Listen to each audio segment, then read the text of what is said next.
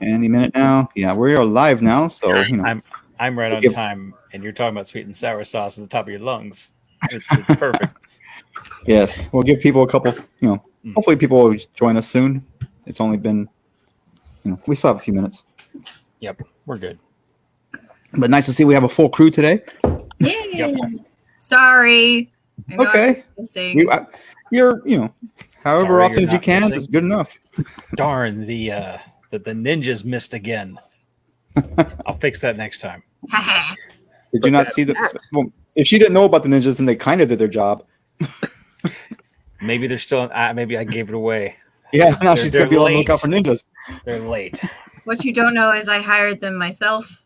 They showed up, and I hired them to do something else. You're not supposed to use my assassins to clean your apartment. Pretty much. Stop using such cheap assassins. What are you supposed to use? Jesus, right? I'm sorry, my assassins I send apparently are really good at home care. I bribed them with ramen noodles. Okay, like. Oh my God, I really do need to pay them more if that's the case. Oh, I have become the master of ramen noodles at work. Ramen noodles at work. Do you get the 90-cent pack that's like a big bowl that looks like a bowl of popcorn? Yeah. No, because that bowl is half empty. Yeah, but it's delicious. Like you got to fill half of it with water. It's like soup. Oh, by the time I'm done with ramen noodles, I swear to you, they will be delicious. Are you like the one that like cuts up avocado and an egg and like makes it look like? Oh, so you're on Instagram then? No, I watched other Instagrammers and I said I can try that. And YouTube, a lot of YouTube. It pops up on Facebook. My wife, like last night, made me starving to death by showing me stuff. It's like I'm full and I want to go to bed, but now I'm hungry because I want to eat this burger that's made of like cheese macaroni waffles for the top and the bottom, and it's that perfect crispy cheese look to it, where it's red and it's like Anyway, I'm binging with Babish is addicting. Yeah, him, and if you want kind of a cooking show, I recommend My Drunk Kitchen is pretty good too. I've heard of them. I've heard of that one. That's pretty fun. There's also one I liked. It was like a heavy metal, death metal cooker or whatever. He's just like just screaming the recipes. What are you doing? And he's vegan. Yeah. Oh, yeah. Hi, Kristen. Kristen's here. And so is Rita. Yep, Kristen, Jenny, Rita, Suko. Thank you very much. Thank you for the happy birthdays. Suko Sagi. Happy birthday, Flavio. Yes. Yeah. Speaking of full, I went to my traditional all-you-can-eat Brazilian steak buffet place, and oh my God, I almost I did overeat. I almost exploded. But did you die? Almost. These are the questions that need to be answered. Even with one more wafer thin thing, I would have exploded. Wafer thin. That's great. Yes, I did have a good day. Thank you, Rita. Yes, I couldn't avoid. I avoided the last wafer thin bite. You didn't get the mint at the end. That's good. That's right. I avoided it barely. Thank you. Okay, well, it's 8:00. I'm going to go ahead and officially get us started. Hello, everybody. You have found a Texas Steampunk Connection once again. We are broadcasting to you from our various bunkers and airships throughout the multiverse. And it is, may the 4th be with you. It is the 4th today. How's everybody going? I'm doing good. I had a good day yesterday. It was my birthday. Thank you for the happy birthday wishes, everybody. Welcome. I did not do anything. Doing well. Always doing well. I would have invited more people, but I don't know. There was like COVID restrictions and shit like that. I didn't even do. It wasn't even me who did the inviting. It was my girlfriend. So one day you got to get her on here. Because until then, she's mythical at this moment. Mythical. Oh, I've met her. She Taxes met her. Very quiet. Okay, so she does exist. Yeah, English is not her first language, so she has to translate in her head a lot. So that's right. That's why she's a lot quiet. And she may or may not be watching us now. Sometimes she pops in and out. She doesn't say anything on chat, but she has said she's watched us on occasion. It's like, what do you do when you wear the weird hat? Well, what do I do? See. I'm acting as her. I'm conversating here. Oh, she knows what I do. when I wear the weird hat. Conversing. Flavio lets his freak flag fly. That's right. Are they like those panels behind you? Is that your flag? Is that my flag? No, that's my I don't want you to know where I am cover. That's what that is. I like Tax's flag. That's a busy flag over there. Oh, That's more like a tartan. this is a Indian motif. It's much larger than a flag. It's a I rug. think it was supposed to be a bedspread or something, but I love it. yeah. It looks great. Mount it to the wall. And then there's a pile of junk under it. I'm trying to hide. Don't look And then we have to talk about Nicole's background a little bit. I like the moon shades there, the big mirror, the mountains, the mountain range, Mountain range. Those gears on the wall there. the awesome gears on the wall. And is that a headboard that's gears, or is that like Yeah. just a... Yep, that's a headboard that's gears. What? Yep. What? Oh, steampunked your bedroom. All right. It's a canvas bedspread, like it's cushy, and then I just spray painted gears on it. Perfect. I love it. So on Amazon, you can get these vinyl tentacles that are like 3 to 4 feet long, and I've been wanting to do like behind my headboard. So I got one of those really tall headboards that's like really nice oak, like red oak looking. I just want to like peeking around the edges. Of course, I'll terrify myself in the middle of the night. Be wandering to the bathroom, wander back in the room with my light and my phone, and be like, "Oh my god!" The gears are about to change colors. Actually, the red ones are going to go purple. The black ones are going to stay black, and then the gold ones are probably going to turn to silver because I'm changing the colors of my room. I'm not really changing anything about the aesthetic, just the colors. Okay. colors. I like that. Change the colors. So Purple's a good color. yeah, purple's my favorite color. And everybody's like, your favorite color, but you have nothing that's purple. And I was like, I have tons of stuff that is purple. It's just not in my room. Like, my phone is purple. Like, Okay, perfect. Now you said something about your car there, Zax. What'd you say? Yes. Oh, he's changing his I name. had you on mute because I was afraid another screen was going to start talking and interrupting. I've seen those vinyl stickers that Jack was talking about. They usually show them on walls, but you can put them on your car. Oh, really? Yeah. They're like. Can I make it look like an elder god is about to come out of the exhaust? Because that's what I would want. They also have vinyl anything. So you can put some vinyl gears on it. Get some Victorian filigree, if you don't mind going a little frou-frou. And there's a lot to work with. I mean, I will, but as soon as I get the hail damage repaired on my car. yeah, you tell Or the me. vinyl can cover up the hail damage. You tell me this after I get a car that I'm not allowed to put very many stickers on. Oh no. Why do you have a car you're not allowed to put stickers on? So my old car that had all the nerdy stickers on it, the brakes died. And so it had 200,000 miles on it, so it did me good.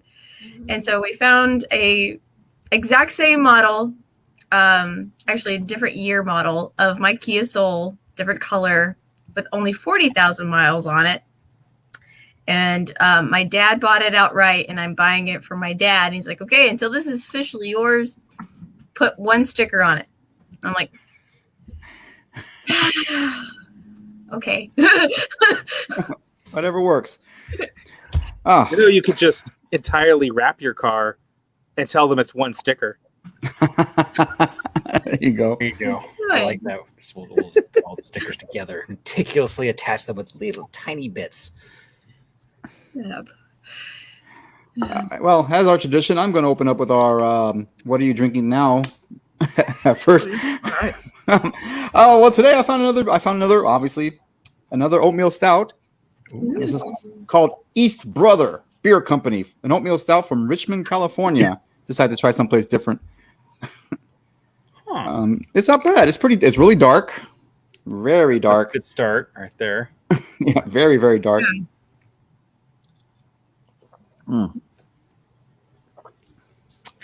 Pretty smooth, very smooth. They're saying it has English-inspired notes of rich malt, milk chocolate, dark fruit, soft, comforting finish. Well, I can see the soft, comforting finish. I don't taste any chocolate. I don't know what they mean by dark fruit either, but it's not bad. It's a nice, smooth, wet drink. Oh, that sounds good. Who's talking? That would be me talking, apparently. It's deciding that I need to be the Texas Steampunk Connection versus Jack as the Steampunk Connection. Okay, no worries. I was just curious. Like, wait a minute, someone's taking over our feed. You have no power here. Oh, do I not? Huh? Dare me. Dare me. Dare me. Bye-bye. For anybody listening later on, I kicked him off the feed. I'm going to put him back on now. Okay, there you go. Oh darn! I was planning on hacking back in. Oh, sorry. So Mick Ryder, I could probably put magnets. I've got one that says I love my mutt because both of my dogs are mutts, and so I'll put that one. But my dad just doesn't want stickers on there because they fade and they get off, like fall off, and they get ugly. And right now that's his car, and he wants it to look nice. So I can understand. I got a magnet for my car, not the car I'm currently driving, but a previous one. I was very excited about. Finally showed up in the mail, and I went to put it on the back of my car to find out that all my car panels were plastic. Oh, yeah. Oh no! There was no metal to attach a magnet to. Wow. Okay. The car's made of tin. Back to what we were drinking, I guess. Yes. So, what are you drinking, Jack? I am on an herbal tea mix at the moment because okay. I haven't bought beer. I've been spending way too much money trying to invest in Dogecoin at the moment. Yeah. So, yes, I am. Yeah, that's where my $20 went this week was Dogecoin, and I'm up $40, so it worked. Okay. You're up $40 on the $20? Well, okay, I have total of $40 on the 20. So you doubled your money. Because I got in on a 0.26, and I went in it, and I got out at 41 because I made some money, and then I reinvested when it dropped under 38, and now I'm up to, as of right now, 56. So here I am playing. You're talking cool. 30, I'm talking 48, 56 cents. Yes, but when you have some more zeros involved outside of that 20 and the 40, you're doing pretty good. Right. But as opposed to like Bitcoin, where, one coin is going for tens of thousands of dollars. $56,000. Yeah, but you don't buy a whole coin. You buy parts of a coin. Okay, this is way off subject, guys. Oh, right. All right, let's go back. What are you drinking, Fax? Okay. I've been holding this in my fridge in case I couldn't find anything better. So this week, having not gone to the grocery, I've got a B52 Brewing banana beer. You find the weirdest Banana thing. beer. It sounds Banana like a stands. milkshake. Banana Foster inspired marshmallow lactose. Wow. So it's a lactose banana beer that brings all the boys to the yard, as my wife just said. So be careful when you open it. So lactose is put in beer to make like milk stouts to get that creamy flavor because the beer yeast does not eat the lactose sugar. It's intolerant. Or it just ignores it. It doesn't eat it. Yeah, I'm intolerant, so I couldn't drink that. But that's sad. Oh, wow. You finally found a beer you're intolerant to. I know, right? So this is it tastes very thick in your mouth, like a milkshake. A little of that banana texture. Huh. I mean, just the sort of thickness and milkshakiness. So Wow. is it like Really a fake strong. banana from like the 1980s that no longer exists as a banana flavor, but it's what's considered banana still? I think they get the banana flavor from, I'm just guessing, but a lot of it from the beer yeast. They use a particular kind of yeast that puts out a banana flavor. You get that a lot with pale ales or scotches or whiskeys. Some of them have that sort of banana in it, not because they put bananas in it.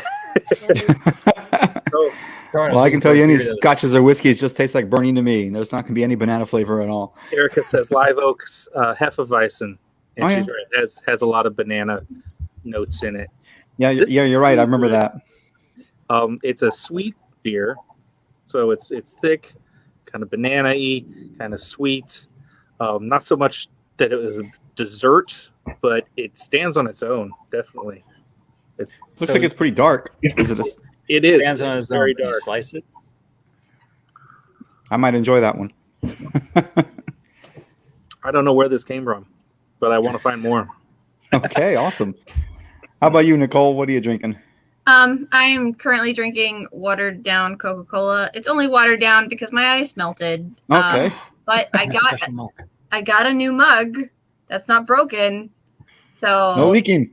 No leaking. No leaking mugs this episode. Yeah, apparently these mugs popped a man's tire. Like he ran over his mug and it didn't break the mug. It broke the tire. So I was like, wow. Okay, I'm going to try this out.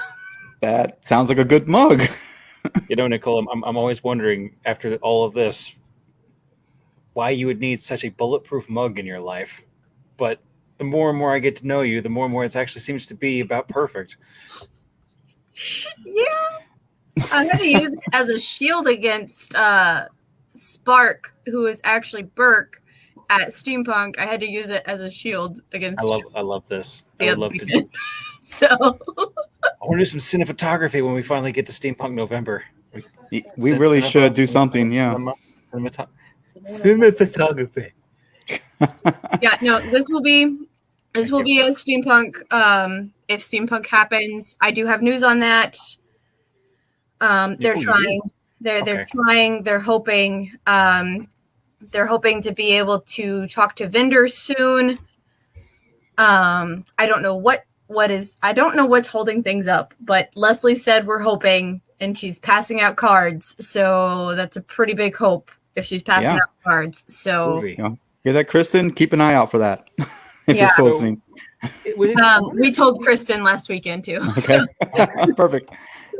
I wonder if we could get them on here if they when they decide to push the button, if they would like to I don't know how they would feel about doing even a 15-minute just little moment or a 5-minute. Hey, we're doing the thing. Right. If we can get them on, that'd be great. I don't know how much good it will actually do them, but it'll do us good. Right. I'll see Leslie again in 2 weeks. Okay. So I'll Perfect. We'll be on again in 2 weeks. Somebody remind me. Okay, we'll poke you. Yeah. Just remind me, and I'll talk to her. So. All right. Well, that ends our "What Are You Drinking Now" segment, the podcast within a podcast, with some late breaking.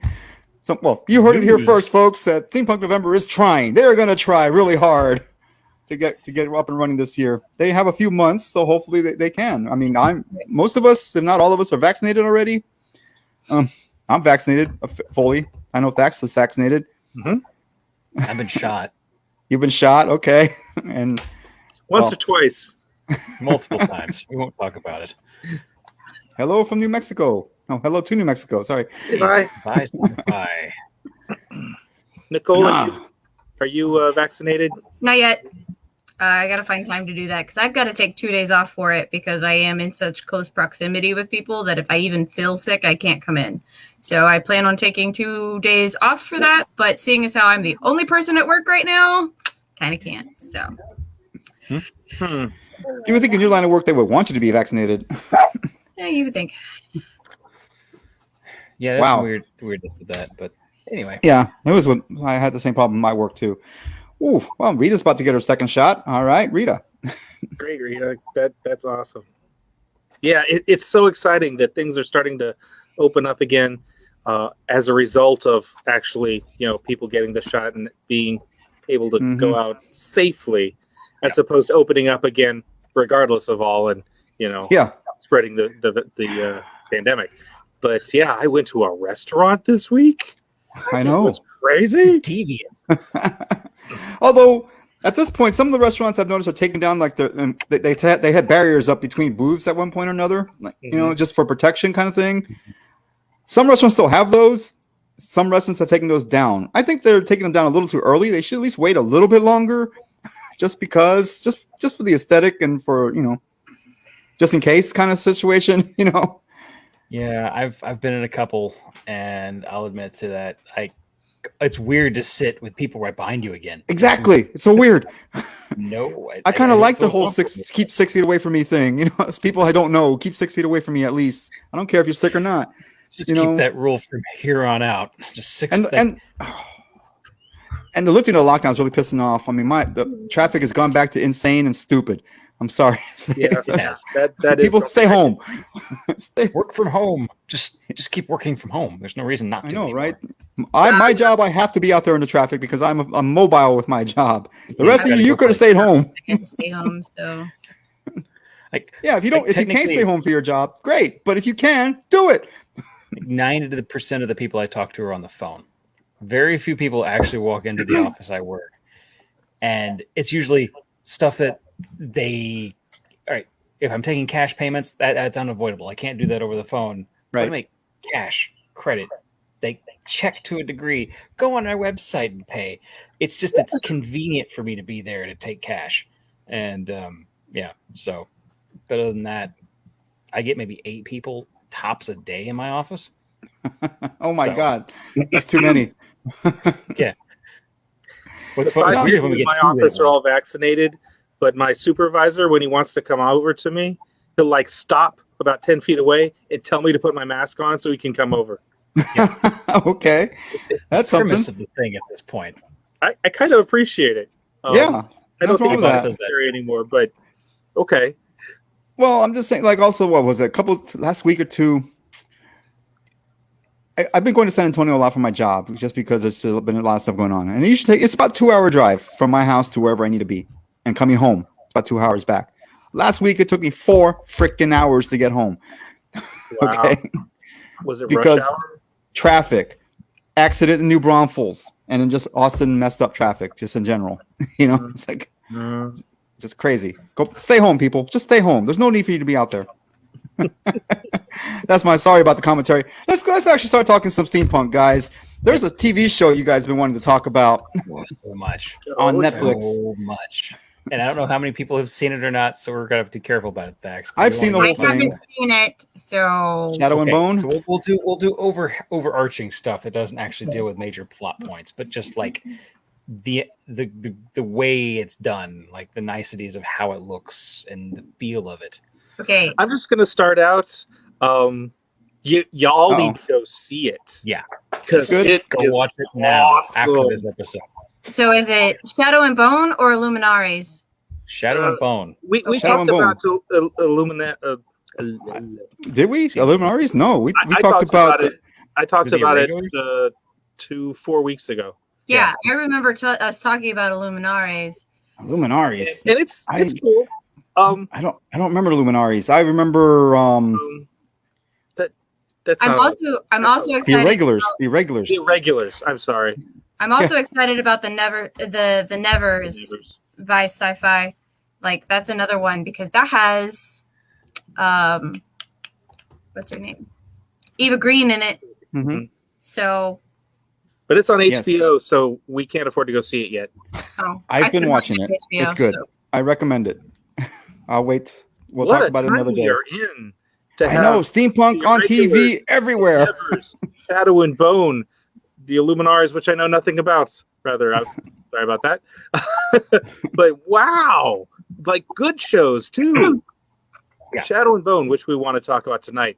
Yeah. So good. Yeah, it's like I want to say it's kind of Game of Thronesy with its like political system-ish, but with a lot more like family friendly, I guess. They do a good job in building in world building, and they don't tell you everything. Yeah. Mhm. You sort of have to fill in the blanks, but it makes it feel like a real or more realistic space. Yeah, they don't have any of those weird people coming in like we're just going to have a moment where we're going to explain what the character should already know for just the viewer. Right. So, The characters know it, but you don't, and you're not going to get to. like you didn't know there was a king until like, oh, there's a king? Okay. Now all of a sudden he's I'm not even sure what he's king of. Well, it didn't Okay, matter to the- the characters. Well, the So- land that they're in, that whole that dark thing, that whole darkness or whatever, that split their country in half. Yes. So Right. that's the whole thing right there. It's And plus, a apparently, rift. and they're at war Darkness. with other countries right around them.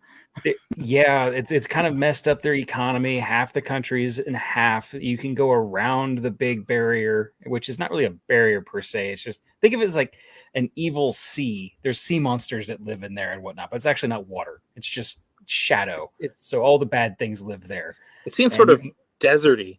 Yeah.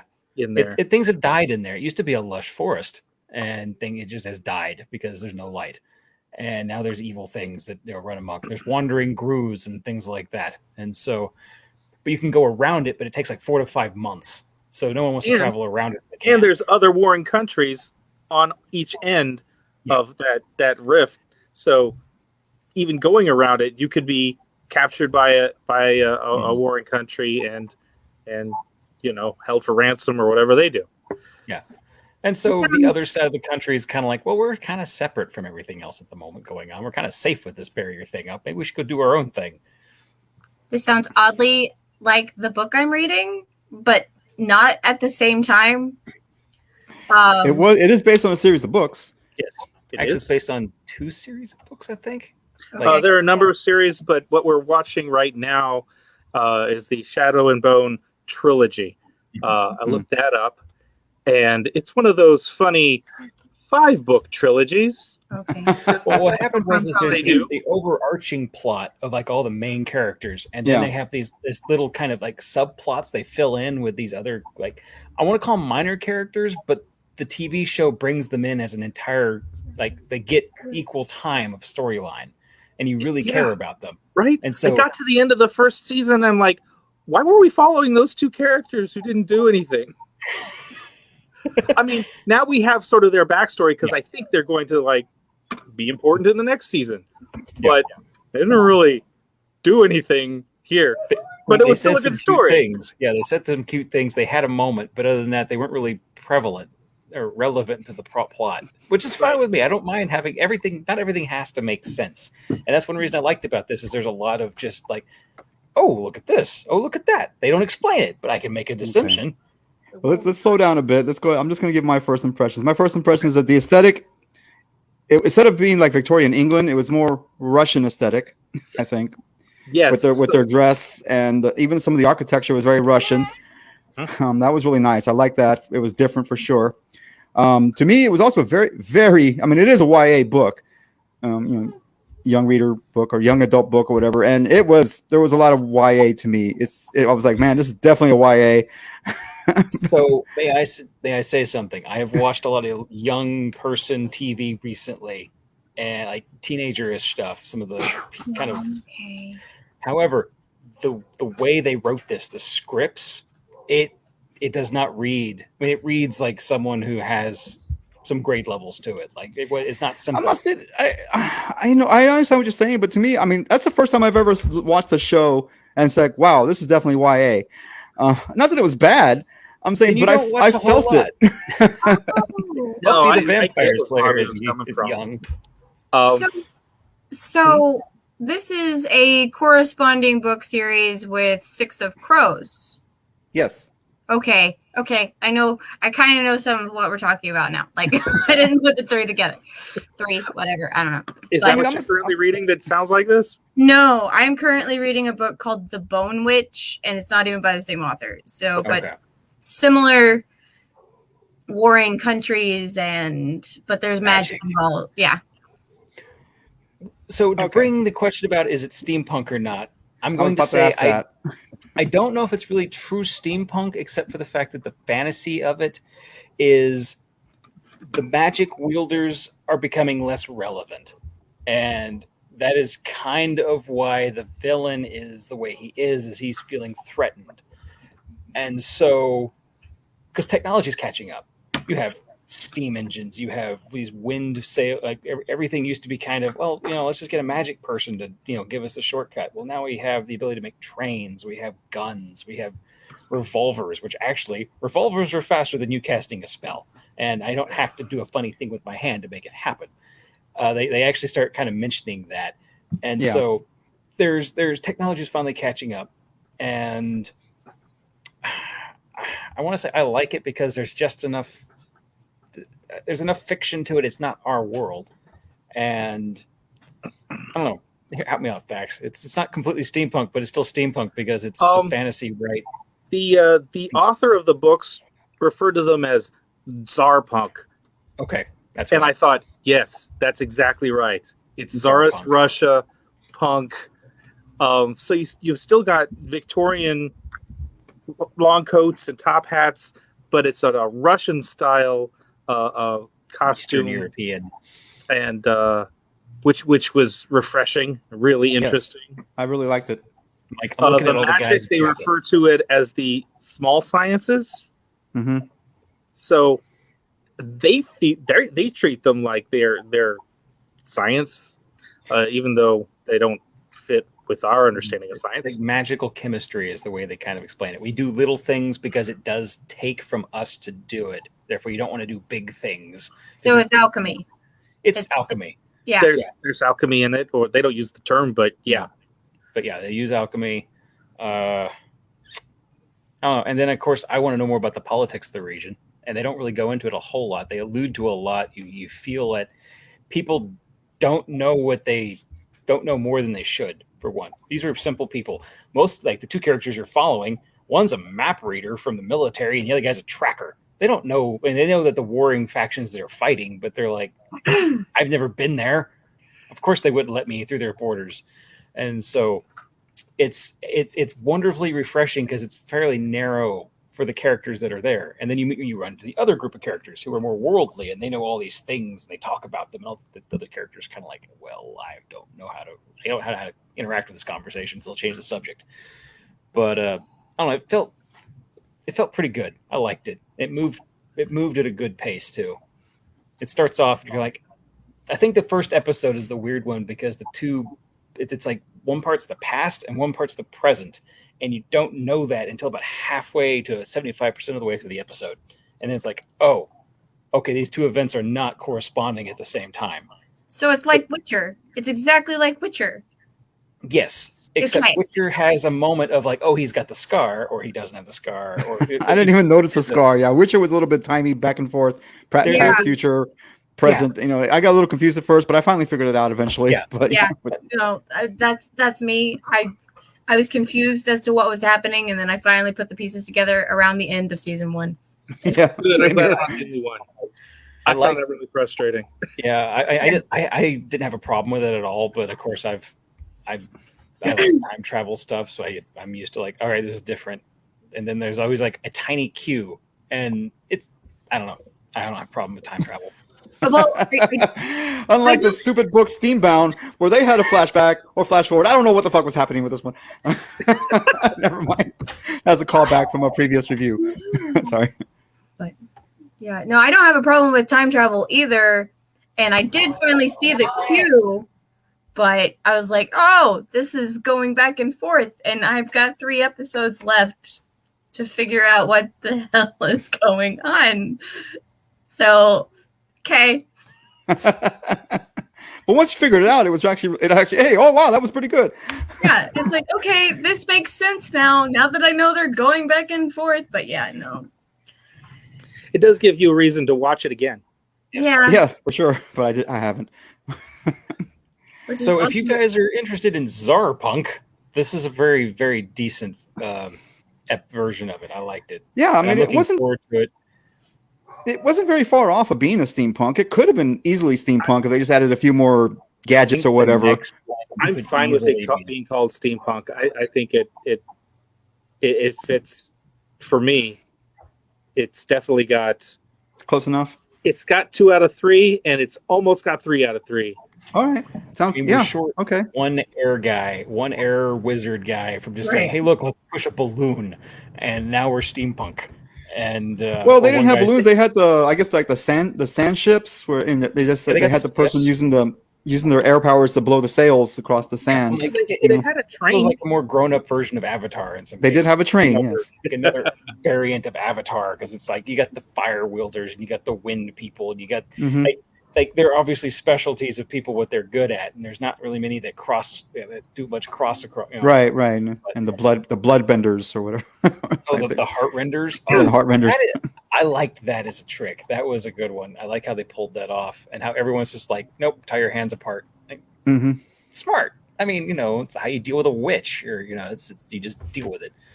And I don't know. To me, it was refreshing. I loved all of the costumes. I wanted all the jackets every time I saw a new jacket. They were awesome. I loved. Yeah, I agree with the outfits. The costumes are beautiful. They must have had embroidery machines on the cheap. They just bought a bunch of them and said, "Let's embroider everything." Yes. Yeah. So my new character for Steampunk November is Russian. Then you definitely need to watch the show for some inspiration. Now that I know this is Czarpunk, I need to watch this to get a few more ideas for her, because she started out looking very much like Kate Beckinsale in Van Helsing, and I was like, I need to kind of deviate something here.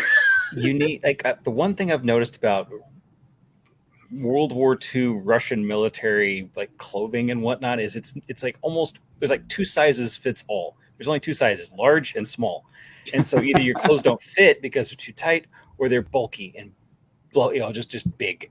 They're always over much.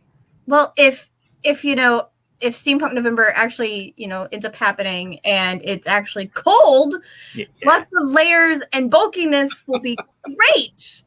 True. But if it's not, I'm probably going to still take Natalie McTavish with me because cooler clothing. Definitely. I have been wanting to make an African campaign a safari outfit for Jack because it's hot, and I have one of those. I know you do, and Jack is jealous. So, but I don't know.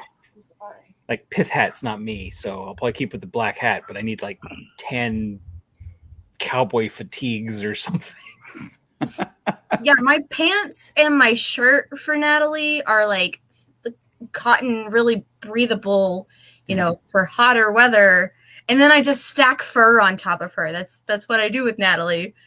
But if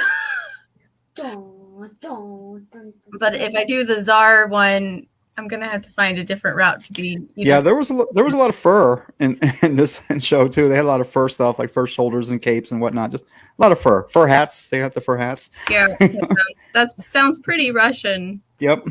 From based off of Hollywood Russian. Yes, Hollywood Russian. But they were really nice, really great outfits. I mean, I do recommend the show. And apparently, Steampunk. Okay, 2 out of 3, almost at the 3rd. So yeah, we'll call it Steampunk. And it was really good. I am currently watching The Nevers as well, but it's only once a week, so I'm not through the whole show. I'm not talking about plot, but it is the most steampunk I've ever seen on TV. They got the gadgets, they got it all. So. Nice. One thing that really hit me with A Shadow and Bone, or the parts that I liked the best, really reminded me of my favorite fantasy novel that I've ever read. It's not steampunk, but it's also not really magic. It's just sort of a different fantasy world. The book is called The Lies of Loch Lamora. You told me about that one, yeah. And it's basically it's a heist book. The plots are, designing and executing the big heist. And I got a lot of that in Shadow and Bone. And the characters that are doing the heist are so interesting. I like them, yeah. They were so cool. Yeah, I really like the but I wanted to see them pretty much all the time. Yeah, anytime the gunslinger was on, he's like, "Oh, I'm so awesome, and I'm gonna pull it off." And just smooth. Yeah, was it Jasper? Yeah. Yeah. Well, essentially, those people, those guys, those people running the heist, they were pretty much what everybody who's role playing steampunk bad guys. That's what they want to be. But they're not bad guys. They're Well, No. villains They're or bad you know guys. whatever. You know what gray I'm saying. area. Okay, whatever. They You know what I'm have bills talking to about, though. pay. You know, it's like, oh, I we're the, mean, you know, we're the villains, or we're the thieves, or pirates, or whatever. That's what they want to be. That's what they think of themselves freedom. as. It's all about freedom for them. It was the freedom involved and the ownership of things, and like the fact that he only like them. One of the characters collects, rare things, and they have to be one of a kind. And then you have the gunslinger guy who's just kind of doing his thing and being awesome and just spectacular at it. And then you have the girl paying her debts kind of thing. So I mean, you got the vague storylines that build upon themselves and have a history with it. And who just has to be awesome with knives as well, and stealthy, pretty much assassin. She's an assassin type. Mm-hmm. I wasn't sure if she was supposed to be one of the magic casters too for the beginning. It took me a while to realize she was just sneaky. Yeah. There seems to be like an underlying either like I'm not gonna say karma, but like the fact that even the tracker says he can sometimes like tell when certain things are about to happen. So I'm wondering if there's kind of like an underlying force or something going on, because there were some moments I'm like, we call it plot, Jack. well, no, I mean he literally mentions because it helps the plot.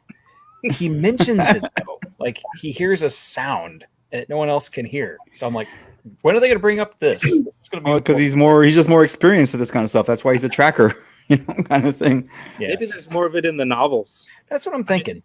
I'm always thinking, okay, what are we missing because we're not reading the novels? Because there's a lot to it, and this makes me want to go read the novels. Actually, that's what they're hoping for. They want you to go buy the novels to read them. They're on my Amazon list now. So I have 2 copies of Six of Crows. If anybody wants a copy of Six of Crows. All right, we should have a little small contest or something. I don't know. However you want to give it away, let them know. Which, I mean, it's not the same series, but they intermingle. So it's in the same world, right? Yeah. It might be some of the same characters. Since you haven't seen it, we don't know. I don't know. Yeah. I've mostly been tuning y'all out. I'm just kind of sitting here and waving to people on the feed. Oh, hello, Karen, Alyssa Sermons. Hello. I don't think we've seen you on before. Hello. Thank you for joining us. She's been on once. That's one of my good friends. Okay. Yep. I don't think I've seen you say hello either. So hi. You're talking to Nicole yourself. She's Not on here with Nicole, the other Nicole. Oh, different Nicole's. No, that's the same Nicole. That's me. No. Yeah, that's her. Nicole McDonald is me. Why am I waving at you? I already know you. Oh, look, it's Tony Gage. I know Hello. him. Hello. Hey, Heyo. the necromancer? No. Yes. Necroprofessor. Yes, I knew that. Sorry, I knew that. Mug, by the way. That's one thing I wanted to throw out there is go check him out specifically. He has a new mug. A new mug. He's got a new mug. Cool, It's got his mug on it. That's a terrible joke. All right. Okay, I just got that. Okay. But I'm pumped. Don't laugh. It's bad. Oh my God. I'm laughing because it just took me a couple seconds to get it. No groans. I also want to mention. I'm not laughing at the joke. I'm laughing at myself. I like what Vice Sci-Fi was saying. Men's steampunk summer wear is tricky. How do we work in shorts? I know one man who has easily done that. And I'm trying to think what. I'm thinking like I've seen safari outfits that have khaki shorts for the most part. He does the whole pith helmet safari thing, and he has these ridiculous lucrative guns he carries around. They're almost always shoulder mounted and about 8 feet long. I think the safari outfit's the only acceptable way to wear shorts. Yep. I don't tall even socks like it to go with it. Yeah, I personally won't do it, but that's the only acceptable way to do it. I don't want people to see my knees. That's filthy. It's scandalous. Entirely inappropriate facts. But how dare you? So why you must wear really long socks? Linen. Fine linen pants. Linen is awesome. It gets wrinkled, but it is so much cooler than cotton. Definitely. Train coming, putting you on mute. Linen pants. Okay. Oh, I didn't get any pants you sent me. Pirates can wear shorts. All right. So are we done with the Shadow and Bone talk? Never. Never. Okay. You got nothing else to add. I suppose, Jack, that's what you want to talk about as well. Okay, so I'm going to do my homework real quick here. Oh, yeah, okay. Let's see what we got here. I'm going to share. Somebody sent me a message. What the hell? That was me. Oh. Dude, I'm in the middle of a conversation. What are you talking about? It's a question that's valid and pertinent. I don't think we're going to have time for that today. Okay, that's fine. Moving on. Sorry. He distracted me. All right, what was I going to do? Share screen. I found a new shock. Oh, surprise. Ooh. Girl who electrified Tesla. Ooh. This is basically there's a hero named Minky Woodcock who's a female investigator, and it's written basically. Let's roll over here. Launching this spring, Minky Woodcock, the girl who electrified Tesla, is set during World War II, more than 2 decades after the events from the 2017. Oh yeah, the girl who handcuffed Houdini. That's on my list to read, and sees the detective becoming embroiled in a new case involving inventor Nikola Tesla, Nazi agents, and the race to create the world's first weapon of mass destruction. The new series is once again written and illustrated by Minky creator Cynthia von Berler, who said in a statement about the new series, as with the Houdini episode, all of the anecdotes related to Tesla's life in my book are based on fact. I really love finding bizarre and believable facts and weaving them into my stories. Tesla has a lot of those. Yeah.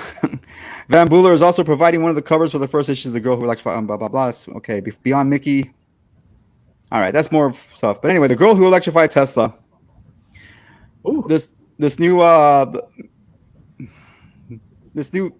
female, Minky Woodcock is she's an investigator, and she's of course investigating. She's looking into. I'm gonna stop sharing. She's looking into Tesla's death ray. Remember Tesla's death ray? Oh yeah. He was trying to build, and people trying to steal the schematics for it, and it's basically Nazis, and it's just a whole. So it's talked about that like 2 seasons ago. Yeah, No, I believe so. Because there was that TV show they were trying to rebuild his death ray. Yeah, we talked about that. It's from Titan Comics. Also it's an imprint called Hard Case Crime. If you can see that in the corner there, Hard Case Crime, Titan Comics. And it's actually pretty good. I mean, it's fiction, but it is based around the life of Tesla toward the end of his life, basically. And of course, there's all hijinks, and there's spies and Nazis and everybody trying to get a hold of these plans for this death ray, and she's talking to Tesla. That's one thing. Tesla actually, he almost like she was a reporter, but she's not a reporter. But she managed to get into his life and starts talking to him. She introduces her to his pigeon that he loves, kind of thing. It's like, very late in life. Yes, it's toward the end of his life, and it's centered around. I think the it's going to be centered around his death eventually. That may have to do with his plans for the death ray. He's trying to get his lab back and up and running and stuff like that. It's actually really good. It's really well written. I'm enjoying it. It's only the first one that came out last week. You should still be able to find it in your local comic shop. I'll just let me I'm going to send that to our chat.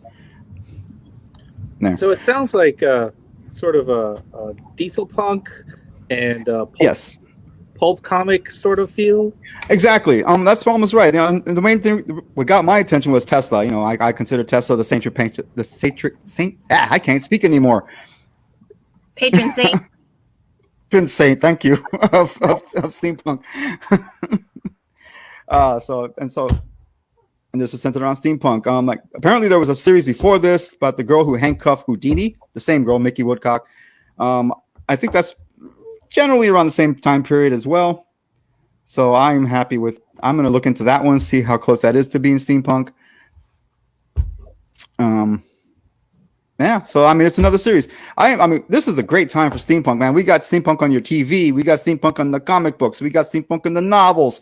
We got steampunk everywhere. This is a great time to be steampunk. There's steampunk everywhere. I don't remember a time where we had 3 TV shows on major network major networks that could be considered steampunk. Exactly. That is exactly right. And good ones. The fact that Perfect. they're Yeah. good. The last steampunk TV show that I remember really hearing much about is Steampunked, and Yeah. the reality show. Yeah. That was. Oh man.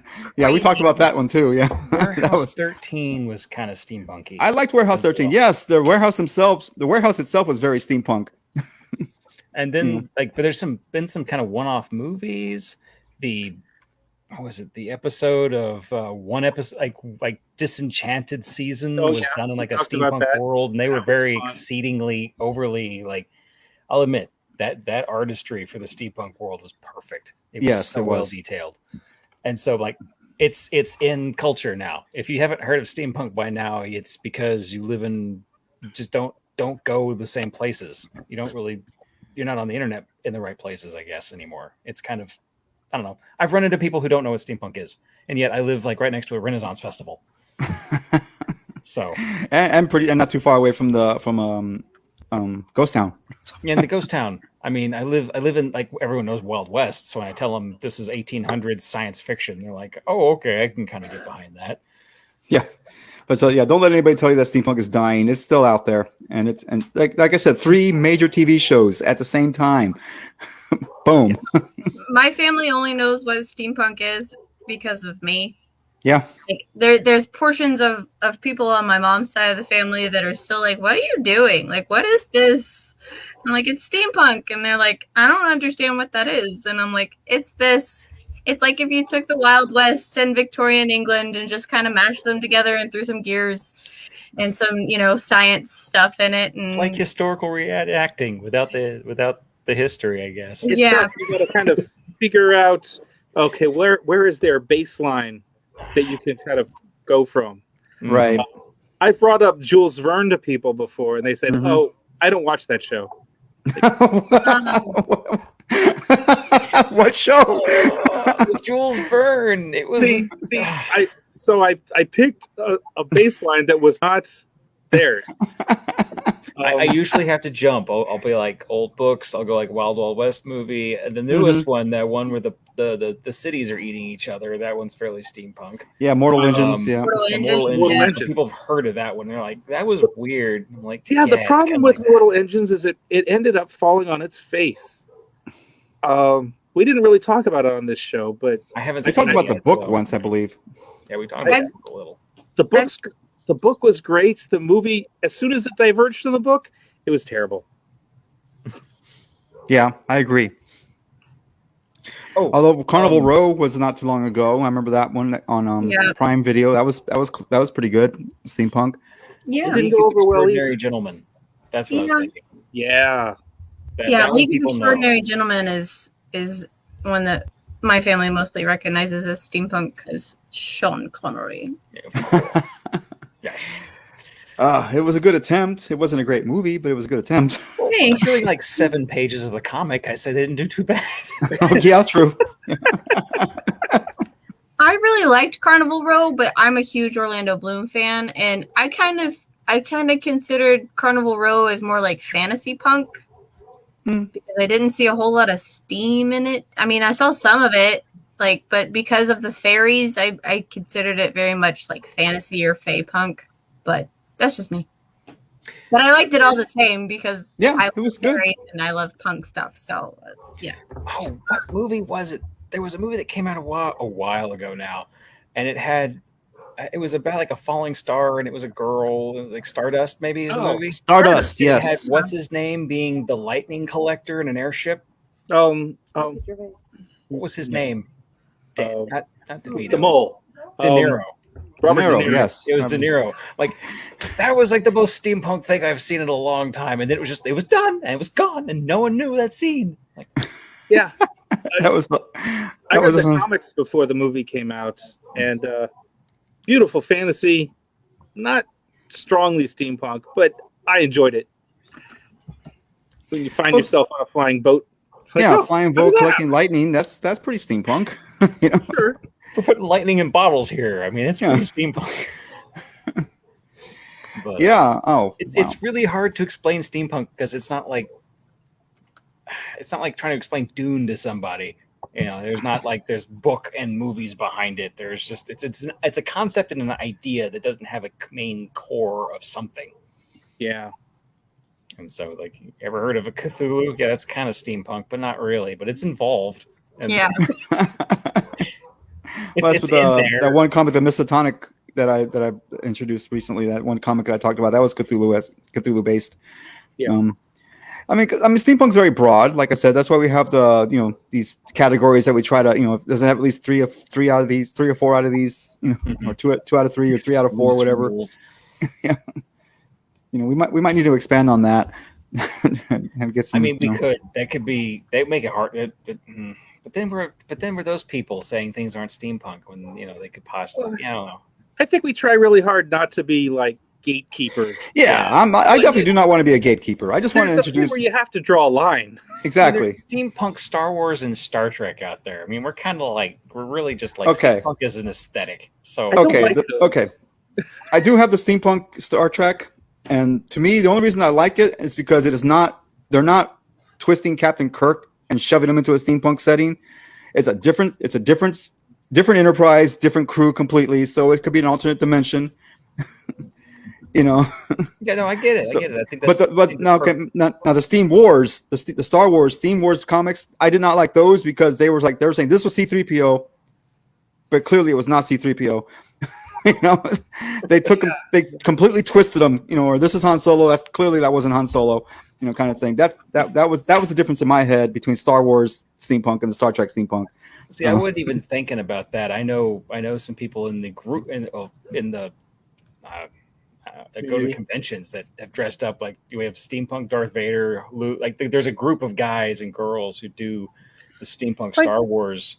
I'm okay with those because they're sort of fan reimaginings of things, but they're not publishing a whole series of comics. It's sort of hard. It's more that you have to swallow rather than finding someone at a convention who's steampunk Boba Fett and okay, that's cool. There's two things I like. Let's put them together. Fusion.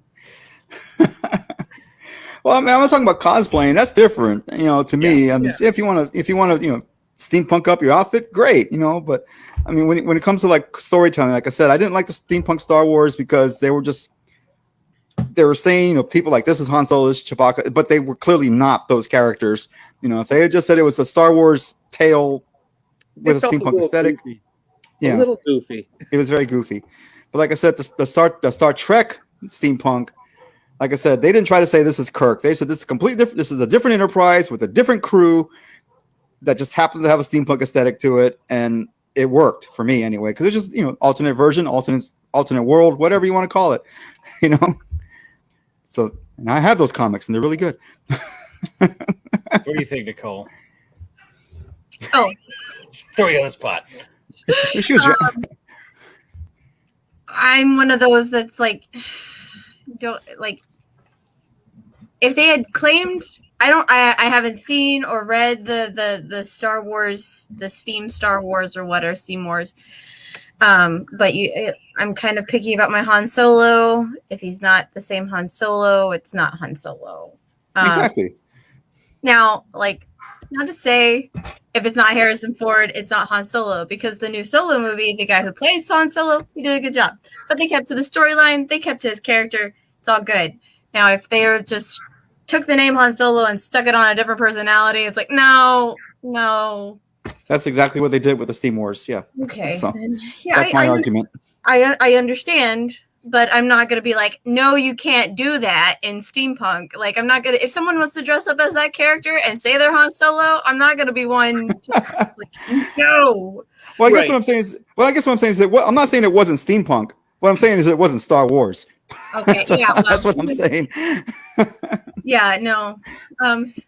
Star Wars, like, kind of has a canon that you kind of need to stick to, whereas steampunk doesn't really have a canon. So exactly. Do whatever the heck you want. So apparently, Vice Sci-Fi, there's a steampunk FAQ by Mike Perkshun. Doctor in steampunk. Oh, doctor in steampunk literature. Well, we're about to have another doctor right now. Oh, Master Blue Stocking is working on her doctorate right now. She's been on the show a few times. nice. I would love to have a guy who is doctorate in steampunk literature. That's Yeah. an interesting. How do you get a doctorate in something that's like up and coming like this?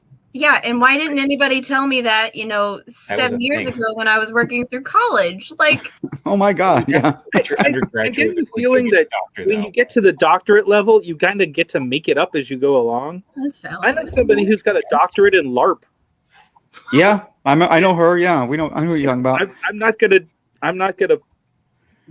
dispute her doctorate. She knows her stuff. There is that. I mean, I learned accounting in college from a man who had his doctorate in the clarinet. So I mean, He better be damn good with a clarinet. I tell you well, what. he was very unforgiving when it came to accounting. You're allowed to make 2 mistakes ever. Ever. Okay. It was What? terrible. I know you went to Angelo State a few years before me, but who was that? Dr. Sunderman. He was still there when I was there, but I I didn't know. have him because I didn't take accounting because I'm Well, a liberal arts.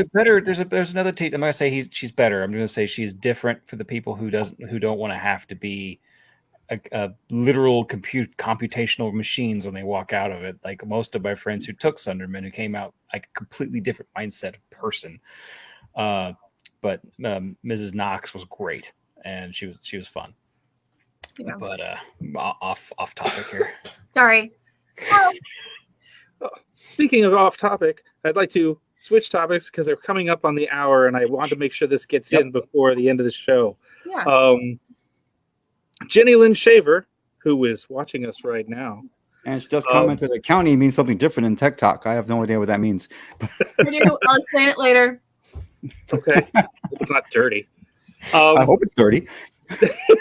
Jenny Lynn Shaver is a close friend of the show, watches us all the time. She is a vendor at many steampunk events and is looking for someone who would be interested in vending with her and sort of driving out to events with her, who is in Austin because she lives in Austin and sort of fits the aesthetic of steampunk and her particular booth, which she has. Like, she's got the easy up and all the tables and all the good stuff ready for you to add your sundry items for sale if you're willing to share a booth with her and share a drive with her, and you do all the driving. And I'm assuming to split the booth cost. You work that up with her. Yeah. I don't know. Yeah. I presume. I don't know, but she needs some booth tending partner with her moving forward because she's got some medical problems that she needs someone to back her up and make sure she's in the safe place. Jenny, post how people can contact you for that. Yeah. Well, she's on Facebook under Genetics Designs, spelled JENETICS. She's also on TikTok. And are you an artist? Sure.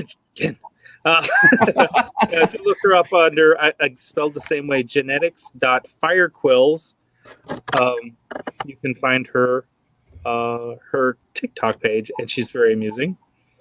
But mostly Facebook, since most of the people watching this are on Facebook, and they can send her a message. So just to clarify, she's looking for another vendor to be her vendor partner. Right. And specifically her driver. She's got some medical issue that she tends to pass out every once in a while. Okay. Which means she That's can't hard drive. when driving. Yes. The reason why I wanted to clarify that is because I didn't want just some random person who's like, "Hey, I want to go to conventions." No, you have to actually work. No. We're sharing a booth. No. That's what I wanted to clarify. That they're not just wanting to. It's not like they're gonna pay them to to be like an assistant. It's you're vending your wares at the same time she's vending her wares. Right. You right. are equally looking making for an employee. She's looking for a vending partner. Yeah. Okay. Yeah. Yes.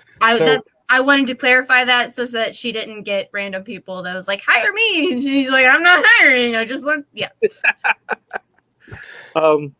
So Yeah. just I'm going to throw this out there. If I'm vending somewhere, I would not mind sharing or helping her. I don't know a lot of the events that are going on currently, which I need to be getting back on that. So I mean, yeah, I mean, I don't think anybody knows about the events going on right now. It's sort of our job to know, and we don't know. We don't know. Yeah. Hey, If we knew, we would tell you. I know a maybe. I know a hopeful. That's all I Yeah. know. Like, Right. Yeah. That's good. I mean, And we it's the now have best a one in hopeful. Texas anyway, Yeah. most of the time. So Exactly. yeah. at least for steampunk people, it's really Yeah. hard to. It's yeah. So you've got takers, Jenny. We're here for you. We'll just play it loose and figure it out as we go. Yeah. What Kristen says that events are, you know, hey, we want to do things, but we don't know if we can do things. That's kind of That makes it hard to plan. yeah. Definitely makes it hard to plan. Like you set out a weekend to go to this thing, and then it craps out, and now you're at loose ends. So Yep. Rita, what con did you attended virtually? What did you attend, and how was it? I've keep seeing about these virtual cons, but I've never actually gone to one because I didn't know what to expect, and I'm not very. Sometimes my attention span is not very good, so Flavio, let me let you in a little bit. This would be considered a panel, especially This it is would a be considered a panel if we had we're here to talk about something 101, like steampunk. Okay, so we would be a panel right now in We would be a panel. virtual.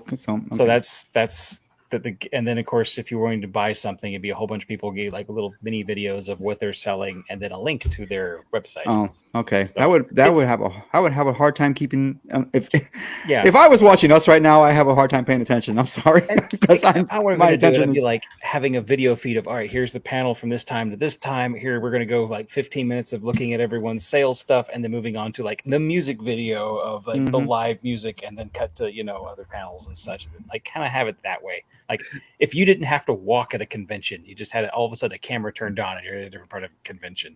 So it's like the Jerry Lewis telethon of steampunk. Kids aren't even going to know what that is, but back in the olden times when there were 4 channels, ask your parents who Jerry Lewis is. Go away. You're making me feel old. Oh, I just got older yesterday. Oh my god. I Well, can I'm feel it. going to keep my mouth shut and just stay over here. You don't know who Jerry Lewis is. Smile and Okay, I nod. understand. Just smile and nod. He was a comedic actor back in the day. Okay. The Germans thought he was really funny. Oh, that says a lot. But he really cared about sick kids. That's why he did the marathon. Right. It was a fundraising for sick kids, and he would have this show that would go on for hours. And Yep. sometimes A variety show, essentially. And he'd be like, and call the phone bank, and they'd like take a camera and they'd like look at the phone bank for like 2 seconds, and they'd be like some sort People of with people like acting like they're busy in front of a whole bunch of telephones. First off, they were like telephones that were huge with a handle that plugged into the wall somewhere. It's like all these ridiculous, stupid telephones from like the 60s that they have set up for like props for all these people to look like they're being busy. Right. Anyway. Oh man, we are digressing. We are over the hour. I guess we should probably wrap things up. Actually, I forgot to ask. Did you have anything to introduce steampunk wise today, Nicole? Like I did my homework. They did theirs. Mine was the information about Steampunk November. Perfect. That was mine. Awesome. That's great. That's great. Awesome. That's very helpful. That's a really good one. Okay, then. Once again, thank you everybody for watching. Thank you everybody for listening. In the future, when this is up in the podcast feeds, you can once again, if you have any questions or comments, you can talk to us on Facebook at Texas Steampunk Connection. We also have an email, texassteampunkconnection@gmail.com. Any complaints, criticisms, go ahead and find us on, where, I don't know, wherever. Find us. Twitter. Twitter, yes, that place. Tweeted us. And if you want to watch reruns with our faces, I am working diligently to get us all on the Steam Chest YouTube channel. So Yes, that'd be awesome. And speaking of which, we're talking about and thinking about in the very early stages of actually making a Patreon page in which we'll have other stuff available, like maybe some possible videos that you can only see through Patreon. But that's very, very early stages. That may or may not even happen. It'll happen. It'll happen. Apparently, okay. I have a commitment. Do we need it? We need the Yeah, money it's coming up to the time. to I think the orphans that we're going to use for filming. Well, actually, if for some reason you cannot find the podcast at the podcatchers, it's because I did not pay the fee to back it up.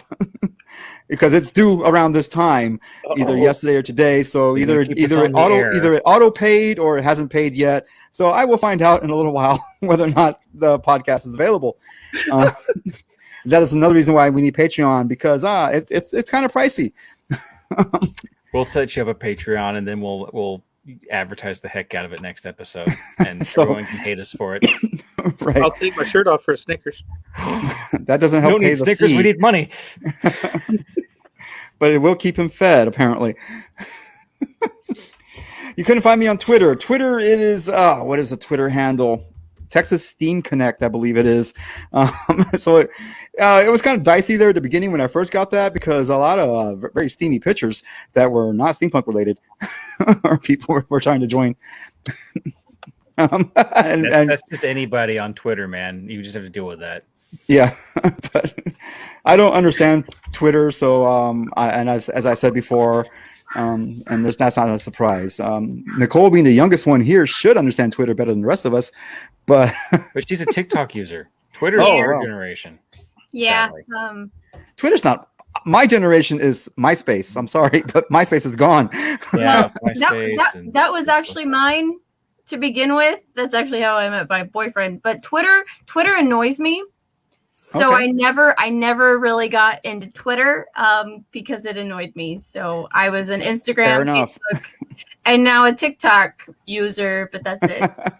Well, if you want to make a Texas Steampunk Connected, if you want to make a Texas Steampunk Connection Instagram, feel free. Okay. Because I don't know how to have pictures that of one. your food with it. You got to have pictures of food on that, or else this is never going to get anybody. Steampunk food. I don't know what that is, but anyway. Food. I'm on GeoCities. If you want to look me up. I still have a Yahoo Hey, account. well. You're going to run off all of our viewers that are under the age of 22. Do we have people under the age of 22? Not anymore.